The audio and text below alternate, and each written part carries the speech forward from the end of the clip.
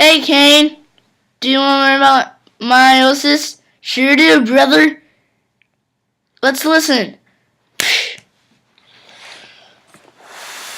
All right.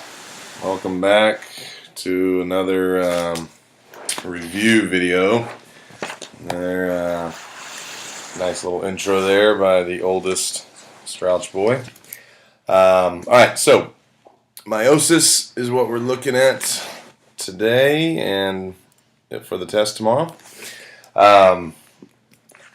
General things, and then I'll kind of go over. We got the little test here, so just kind of give you some of the questions. I really, looking over the test again, I really think it's going to be just as easy, if not easier, than the quiz y'all took last week, which most of y'all really did well. So,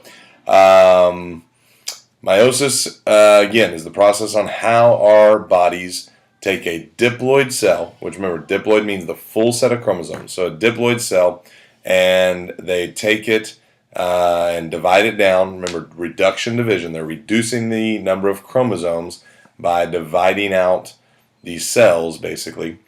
And so you take a diploid cell and you end up with 4 haploid cells. And remember, they're haploid gamete cells. So they are sex cells.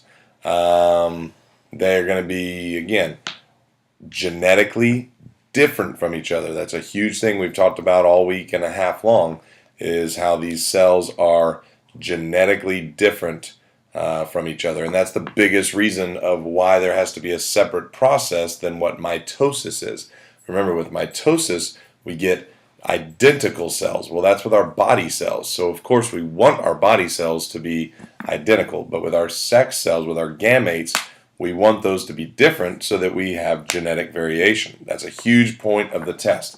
The test has several questions on the reason behind meiosis. Why is it important for sexual reproduction? Mainly because of that genetic variation. That's the biggest difference between asexual reproduction versus sexual reproduction. So, other things.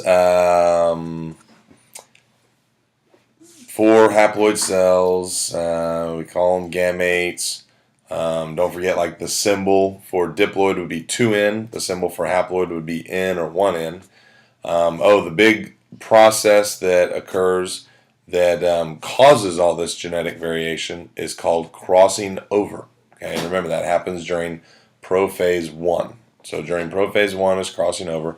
And the stages again, so you go through a round of interphase, just like with mitosis, and then you start the first division, which is meiosis 1.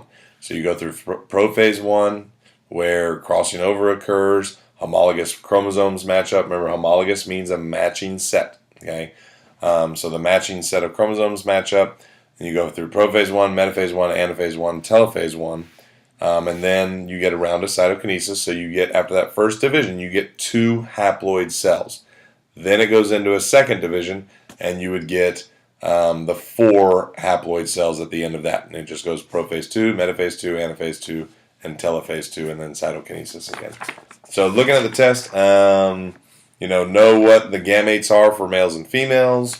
Know that, crossing over gives variation within a species. Trying to go fast because I'm going to run out of time here. Production of humans, a form of cell division in which the number of chromosomes is halved to produce gametes is known as meiosis. Greatest amount of genetic variation is produced in offspring that reproduce. It's going to be with meiosis. There's a lot of, again, just like on most of the tests, different wording for the same kind of thing. Which of these processes is important in increasing genetic diversity in organisms? Meiosis. Crossing over between non-sister chromatids during meiosis is significant in heredity. This process most likely leads to an increase in which of the following? Genetic variation. So again, you see what I mean? There's a lot of questions that are very similar. Now, I will say this. You getting a kick out of this, Katie? Yeah. I will say this. I threw a few curveballs in here, and what I mean by that is I went old school and put like a question like this, which I know it's backwards on your screen, but talking about can't even remember, about cell membranes and how things move in and out of cell membrane. So that's something that we did.